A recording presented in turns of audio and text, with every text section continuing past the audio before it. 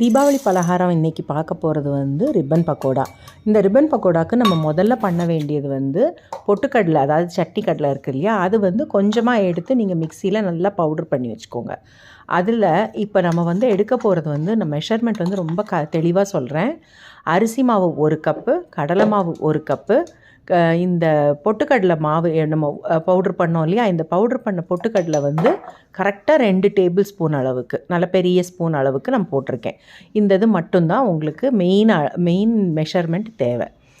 அது போக வந்து சில்லி பவுடர் உங்கள் காரத்துக்கு ஏற்ற மாதிரி போட்டுக்கோங்க, உப்பு உங்கள் டேஸ்ட்டுக்கு ஏற்ற மாதிரி போட்டுக்கோங்க, பெருங்காயம் கொஞ்சம் போட்டுக்கோங்க.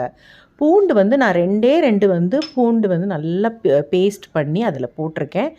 அப்புறம் எண்ணெய் ஒரு டேபிள் ஸ்பூன் அளவுக்கு எண்ணெயை வந்து காய்ச்சி இந்த மாதிரி நான் இதில் போட்டிருக்கேன்.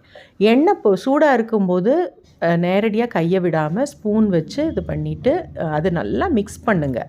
நல்லா கம்ப்ளீட்டாக இந்த நம்ம ட்ரை பவுடர்ஸு அண்ட் எண்ணெய் எல்லாம் போட்டோம்ல, அதெல்லாம் நல்லா மிக்ஸ் பண்ணதுக்கப்புறமே தண்ணியை மிக்ஸ் போட்டுட்டு நல்லா நல்லா பெனையணும். இந்த மாவு வந்து இன்னும் கொஞ்சம் ஸ்டிக்கியாகவும் கொஞ்சம் சாஃப்டாகவும் இழகி இருக்கிற மாதிரி இருந்தால் தான் உங்களுக்கு ஒன்று போல் அந்த இதிலேருந்து நல்லா விழும், அந்த இதிலேருந்து உழக்குலேருந்து நல்லா அழகாக விழும். அதனால தான் நான் சொல்கிறேன், நல்லா இந்த மாதிரி நல்லா கொஞ்சம் ஸ்டிக்கியாகவும் இருக்கணும், அட் த சேம் டைம் நல்லா சாஃப்டாக இருக்கணும். இந்த ரிப்பன் பக்கோடா இது இருக்குது இல்லையா, இந்த இதில் போட்டுட்டு இது நீங்கள் வந்து உங்கள்கிட்ட அமுக்கிற மாதிரி இருக்கிறதா இருந்தாலும் சரி, இல்லை இந்த மாதிரி சுற்றுற மாதிரி இருந்தாலும் சரி, என்கிட்ட இது இருக்குது, நான் போடுறேன். இதை வந்து கொஞ்சம் கொஞ்சமாக போட்டு எடுத்து இது பண்ணிடலாம்.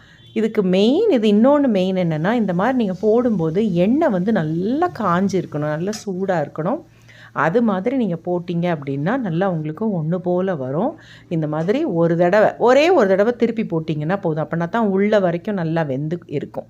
இது ரொம்ப சாஃப்டாக ரொம்ப கிறிஸ்பியாக இருக்குது.